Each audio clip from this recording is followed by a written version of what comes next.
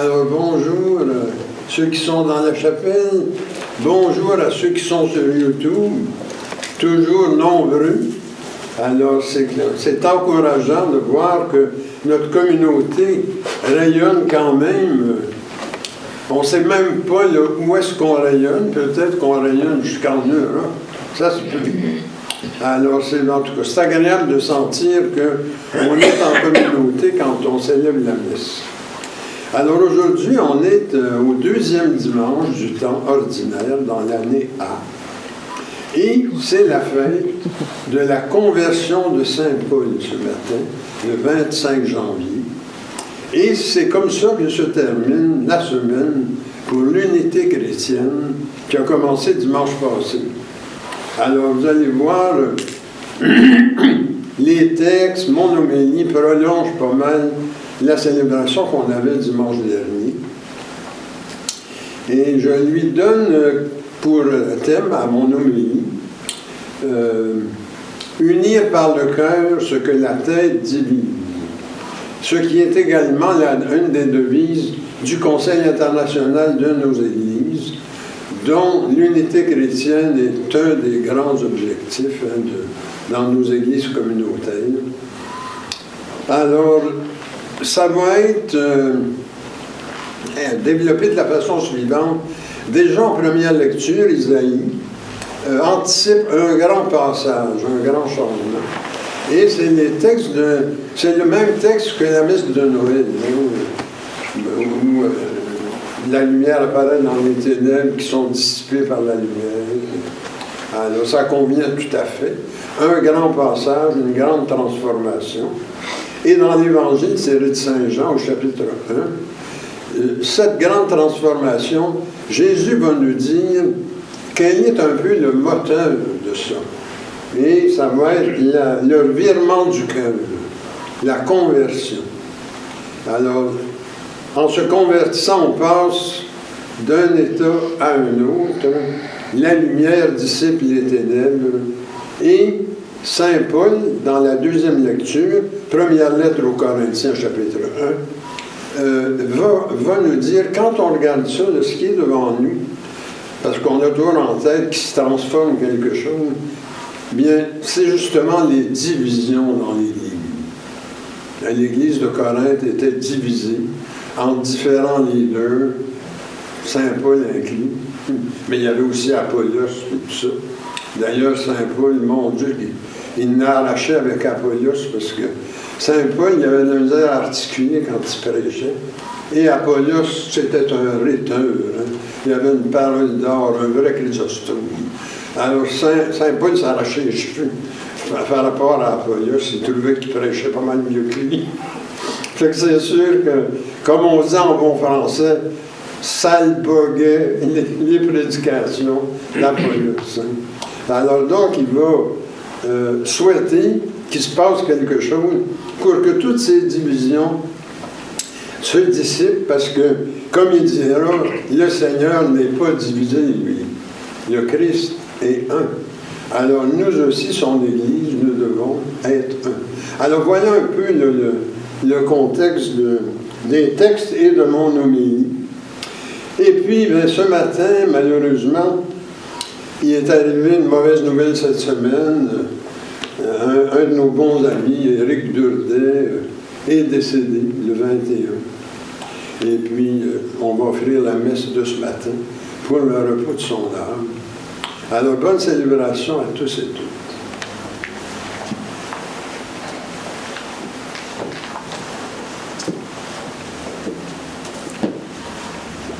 Notre commission ce matin, c'est le numéro 12 à page 101.